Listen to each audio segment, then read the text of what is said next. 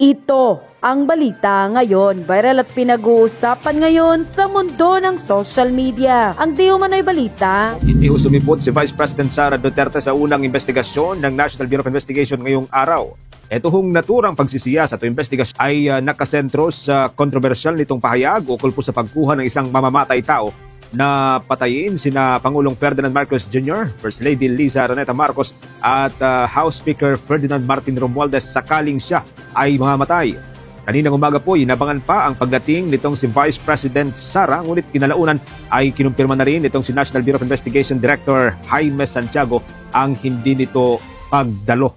Isa sa mga idinadahilan po ng kanyang kampo ang umano'y late na paabiso ng House Committee on Good Government na kinansela ang nakatakdaning pagdinig sana ngayon pong araw.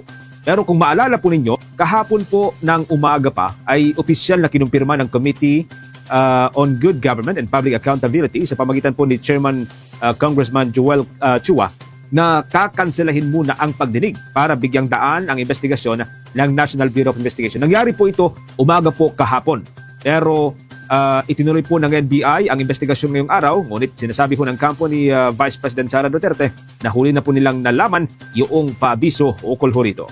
Kaugnay pa rin po sa ibang mga balita mula po sa Office of the President. Ito, sabi po ni Pangulong Ferdinand Marcos Jr., inaamin po niya na hinarang daw una yung pagkahain sana ng impeachment complaint laban kay Vice President Sara Duterte at sinabing wala daw ho itong patutunguhan.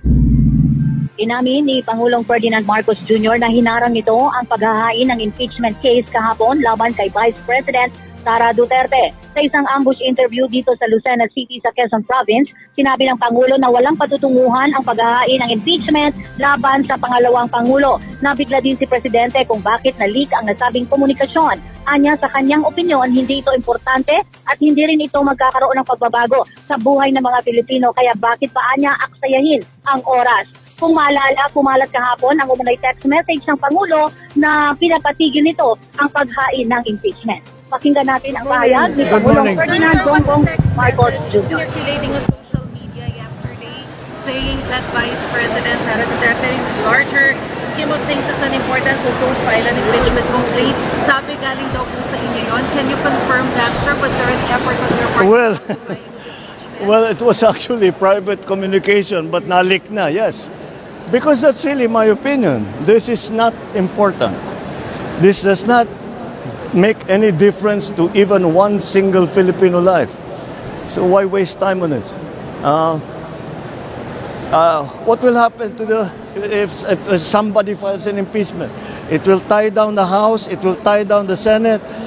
It will just take up all the time. And for what? For nothing. For nothing. None of this will help improve a single Filipino life. As far as I'm concerned, it's a storm in a teacup. Sir, have you reached the point of no return, you and VP Sara, sir? Never say never. Ang pahayag ni Pangulong Ferdinand Bongbong Marcos Jr. Okay, mula noong binitawan ni VP Sara yung mga controversial statement about dun sa mga assassination attempt, may mga pagbabago ba na nakita mo doon sa security o seguridad ni Pangulong Marcos, lalo yung mga security personnel niya? Mayroong kaunting pagbabago sa security protocol ni Pangulong Ferdinand Bongbong Marcos Jr. Ang kanina, bago tayo pumasok, ay kitang-kita natin yung paghihigpit ng mga seguridad at yung pag-inspect sa mga taong pumapasok. So, sa bawat area kung saan may mga tao, may mga nakatayong mga security din sa kanya. But ganun naman, tila kampante pa rin ang Pangulo sa seguridad na ibinibigay sa kanya ng Presidential Security Command. Okay. Sa usapin ng impeachment complaint, may nabanggit ba si Pangulong Marcos kung kanino nang galing, particularly yung impeachment complaint? Kasi may item tayo dito kanina na sinasabi ng Makabayan Coalition na inihahanda na nila yung impeachment complaint na ihahain against VP Sara. So may nababanggit ba si Pangulong Marcos kung kanino galing yung una niyang hinarang na impeachment complaint? Wala siyang binanggit. Ang kahapon kasi, ang report sa Kamara ay itong si dating Senator Antonio Trillanes ay maghahain ng impeachment kahapon at itong Akbayan Group. Subalit hindi naman binanggit ni Pangulo kung sino ang pinadalhan niya ng text message at kung kanino ito nag-leak. So sa ngayon, tinatanong natin kung si Speaker Martin Romualdez ba? Kasi syempre, from President ay syempre ang iisipin natin ang leader ng Kamara, si Speaker Martin. Pero tinanong natin sa kampo ni Speaker, wala pa rin naman sagot at tinatanong natin nga kung Si Speaker nga ba ang nakatanggap ng message at pinatigil at pinaharang yung itong paghahain sana kahapon ng impeachment dyan sa Kamara. Pag-usapan natin ngayon yung nag-leak na text message, private text message ni PBBM papunta sa mga kongresista, yung pinapatigil niya yung impeachment ni Bibi Sara. Okay, inamin na po ng Pangulo na galing talaga sa kanya yung text at para sa Pangulo, yung opinion niya, it's a waste of time yung impeachment na yun. Kaya nanawagan siya sa mga congressman na huwag nang ipatuloy. Okay, may dalawang paniniwala ngayon. Ang iba, lalo na yung mga diehard Duterte fans na palabas lang ito, drama. Parang natakot na ang kampo ng BBM dahil nag-iinit ng mga Duterte, kaya pina-cool down. Yan, isang line of thought. Ang another line of thought naman is totoo. Talagang gustong ipatigil ni PBBM yung impeachment. Isang naniniwala na sincero si PBBM na pinapatigil niya talaga ang impeachment ay itong si Crisette Laureta Chu. Isa sa mga hinahangaan ko na social media influencer, itong si Crisette Laureta Chu. Napakatapang, matalino, gwapa pa. Okay, so ito, may mga senaryo. Yung latest post niya, 37 minutes ago. May tatlong senaryo na, basahin ko muna yung,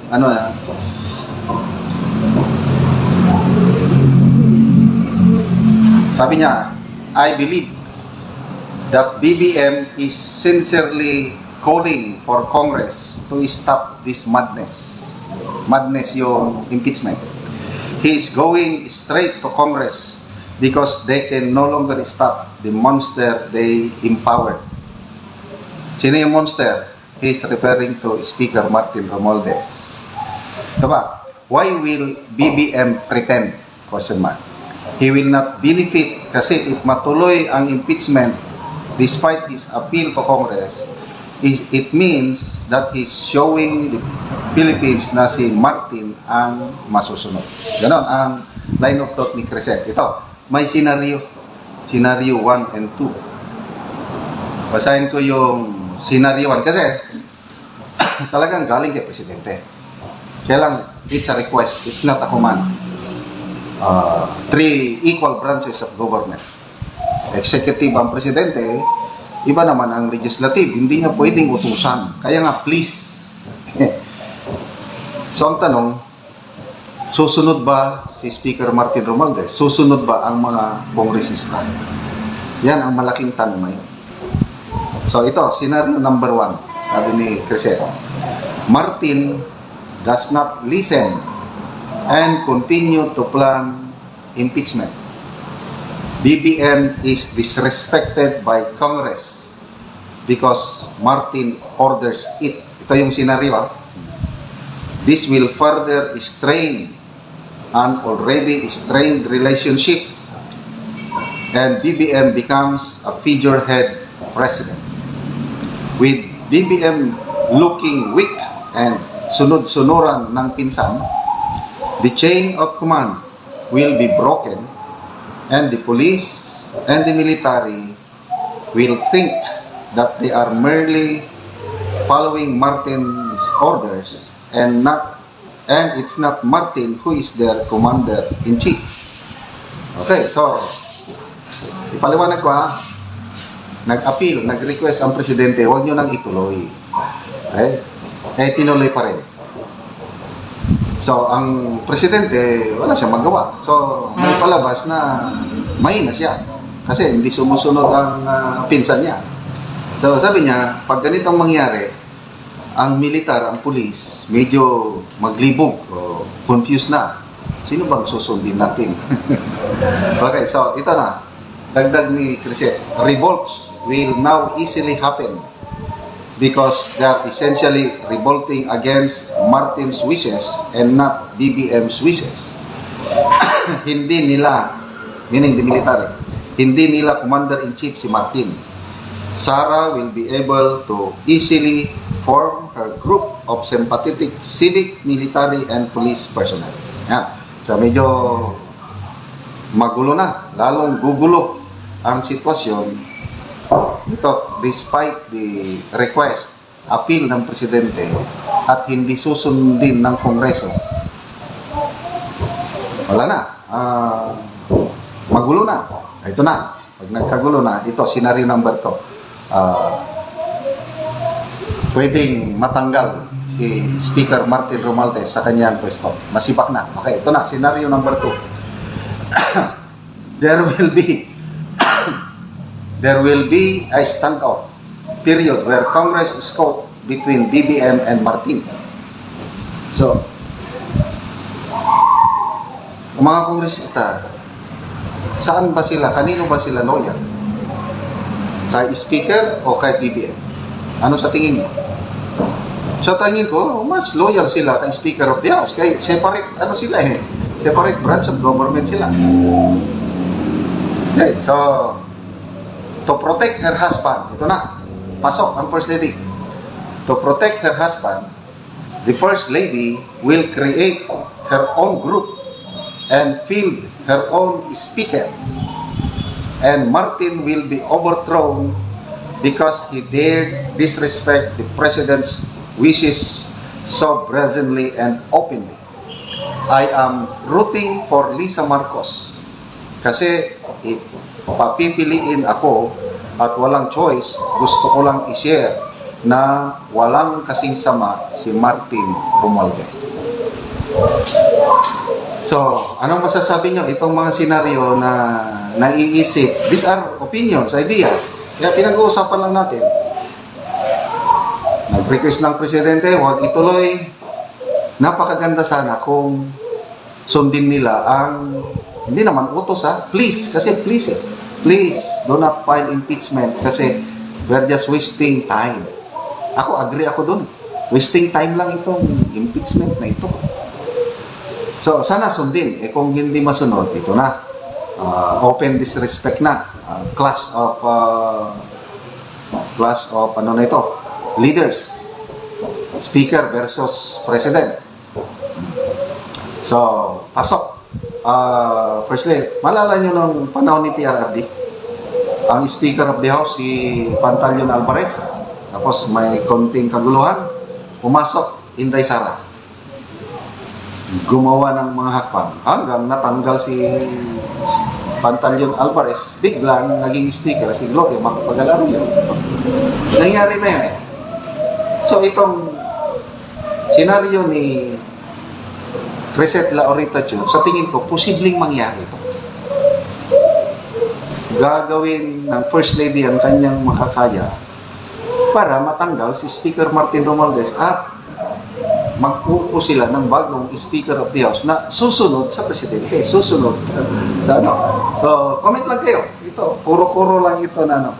So, scenario number 3. A lot of people say BBM is just pretending that he is just washing his hands of this impeachment so he won't suffer the fallout. May nag-message sa akin kanina, yung isa kong kaibigan, si Meli. Palabas lang yan.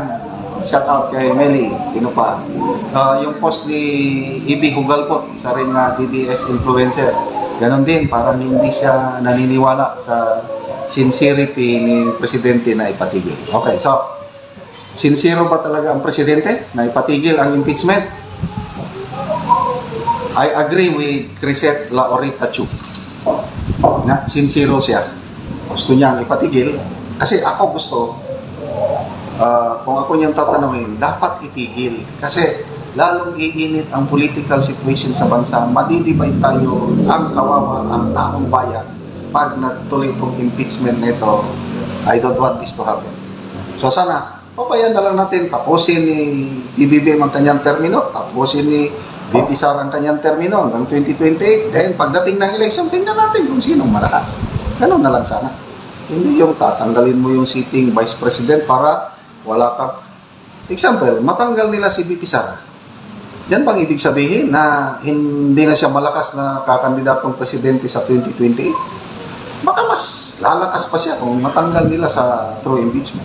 So, tapusin na itong usaping impeachment na ito. Mag-focus na lang tayo sa pagkakaisa sana, nation building, creating jobs, pababay ng mga inflation, food security. Yan ang mas importante, hindi yung impeachment na yan. At yun na nga mga kababayan, ano na ang masasabi mo? Kung mayroon kayong hinaingat komento patungkol sa balitang ito, please comment down below. Pag-uusapan natin yan sa comment section.